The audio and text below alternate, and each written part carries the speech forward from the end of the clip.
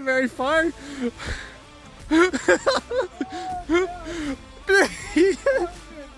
Didn't make it very far. Don't mind his tears.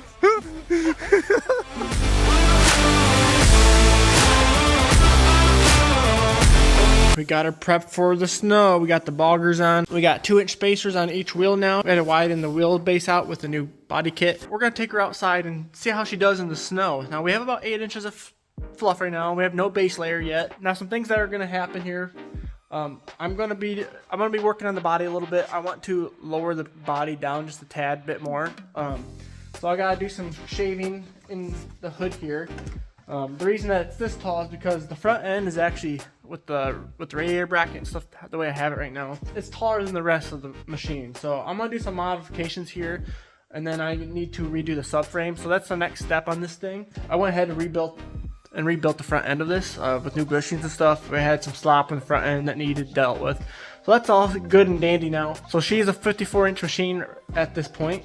Not really sure. It might be actually a little wider with these rims. I'm not sure what the offset is on those. But before we get started on going outside, this video is brought to you by EnerShare with their lithium batteries. If you guys go to their site, they have numbers on there to cross-reference to see if your battery will fit. But this will fit the Polaris 570s, 450s, they'll fit most of the Sportsmans. It'll fit the Predators, it'll fit the 570 Ranger, the 570 Razor. What's so good about these lithium batteries is that they are smaller, more and lighter than lead acid, and they are more durable. This battery is your standard 12.8 volts, has 4 amp hour capacity, and 400 cold cranking amps. That's gonna be good enough for our 450 HO. This is a Sportsman 450 HO under the hood, but this battery will also go into the Predators. Plenty enough capacity for this because I will be hooking up more electronics to this thing. Now lithium batteries are a lot more durable than lead acid. There's less maintenance needed for these batteries compared to lead acid or other power sports batteries. Now this comes with some foam pads in there. Since the battery is a tad smaller, there is foam pads to help alleviate the extra space you might have in your battery box. It comes with a screwdriver as well. Let's get this installed in our Sportsman 450 powered Ford Raptor. Now I'm gonna do a cold start on this real quick and see if there's a difference.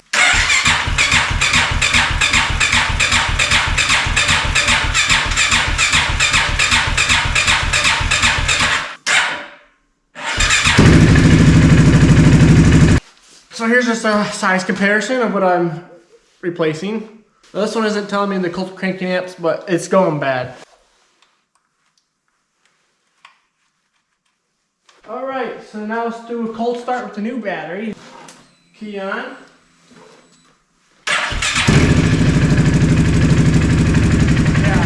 that was a lot better. At this time, the EnerShare battery is on sale on Amazon. I'll leave a link down below.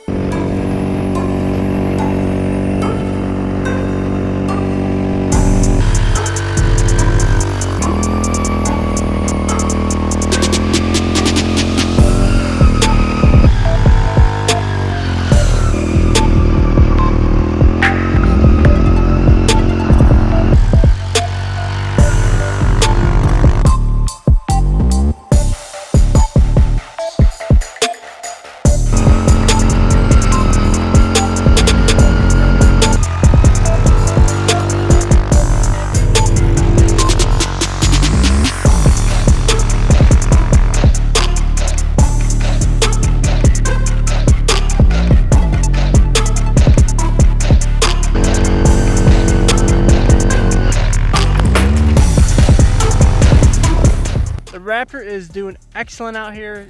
Granted, we don't have that much snow. These boggers are just so much fun in the snow. It just throws it everywhere. Thank you, EnerShare, for sponsoring this video. The battery is working amazing. It's so much better than that other battery that I had in here. It's way lighter, a lot more compact, and does the job just as good. It's gonna work in this colder weather way better than that lead acid battery. Now let's talk about this just a tad bit. Just some nitpicky things that I want to deal with. Now this side isn't too bad. I think lowering the body is gonna help it look a little bit better.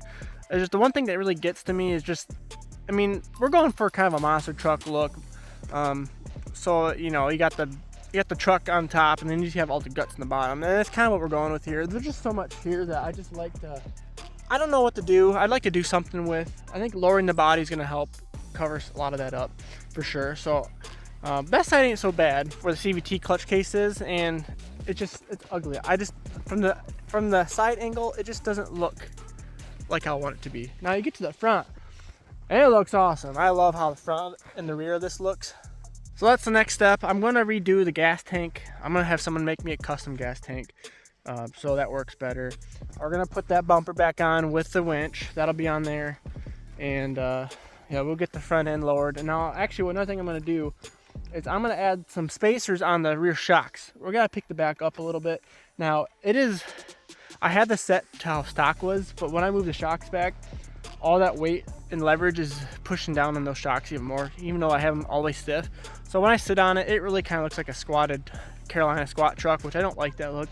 So I'm gonna pick the back end up a little bit with some spacers, and eventually we might put some better springs in there, or even better shocks altogether.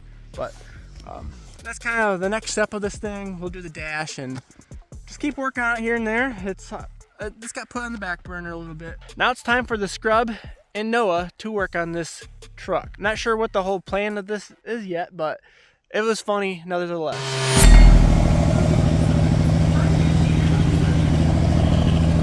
Got her going!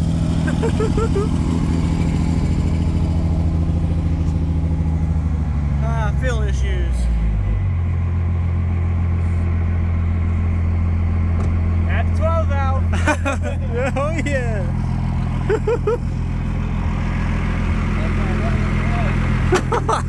If you guys made it this far in the video, you must like this type of content. So make sure you guys hit that subscribe button if you haven't already. You'll see more content from the Rapaholics. It's not even cold out. No. It's been like a year and a half. It's been a while.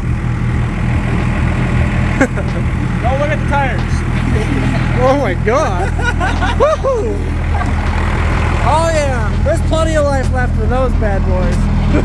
This here, ladies and gents, is Michigan rubber. It's still 50% tread there. For sure. Is that burnouts or what is that? Yeah. Burnouts. Careless driving ticket. Yeah. Got some bugs trying to work out. It kind of likes to stall on after a while. I'm not sure why yet, but I'm going to get it running again. But give off the job off, pick up one bad, just a long list of stuff. Dodge life. Old Dodge life.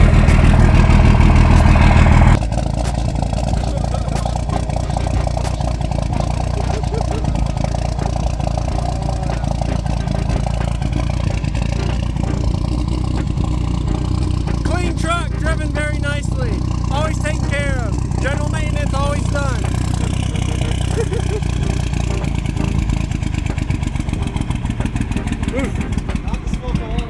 No!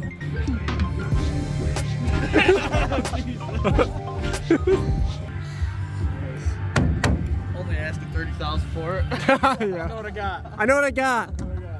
Well taken care of. Never beat on. No rust. No rust. Truck bed's perfect. Yep. There's a shackle brake and go through the bed. I told you that last week. I did it too. I replaced that one though. The man, the myth, the legend, Big Red, and the infamous turd of a White Cummins. What do we got going on here?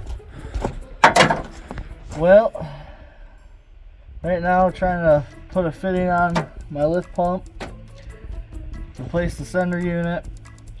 Was getting fuel, but we airlocked it because our fitting wasn't tight. Yeah, I had our seal all the way down.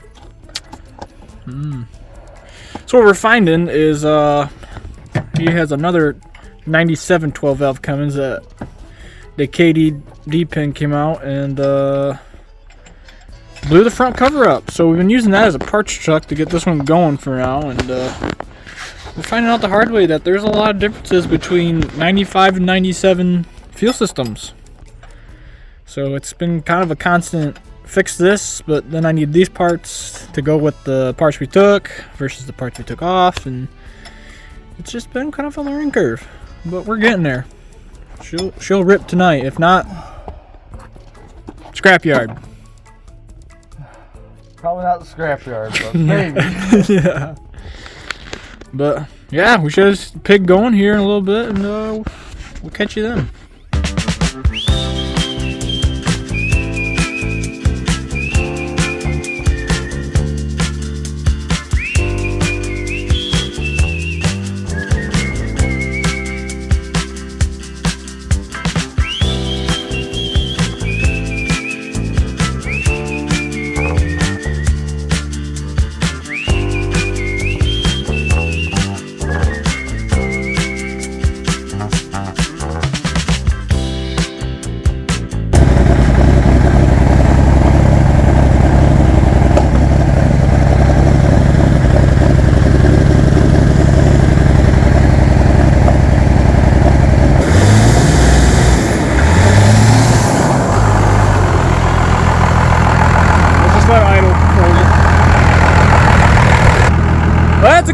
got for you, boys? Talk about White Christmas.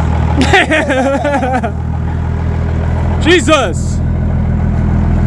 You can't hardly see my truck. That's probably for the best. Just saying. Hey, this is a brand new thing, alright?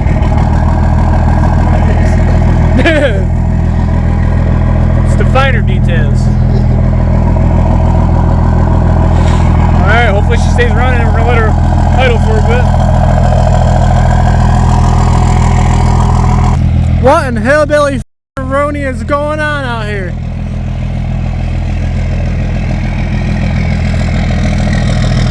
I open the door and I just see white in the sky, and it's dark out here. Yeah, I said it's a White Christmas.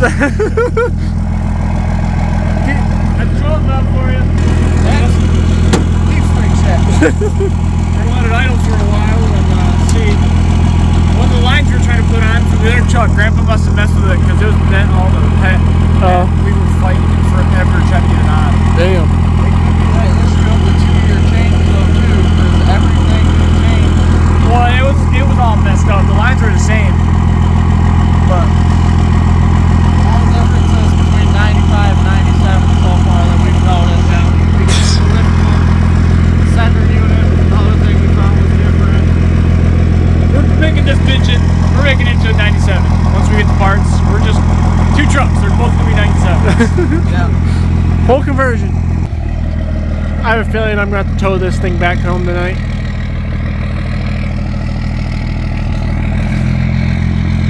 Haven't made it out of the driveway yet.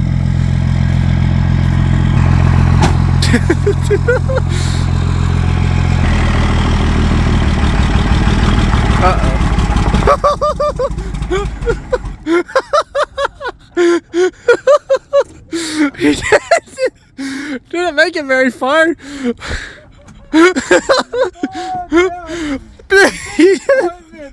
Didn't make it very far. Don't mind his tears.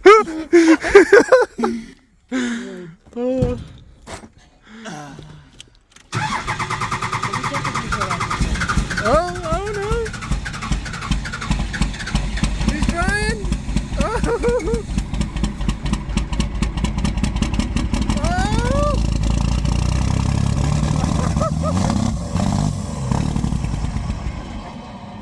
You're sounding a little mad.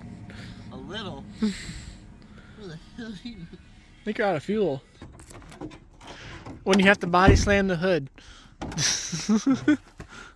Well, typical Dodge problems. Can't even get out of the fucking house.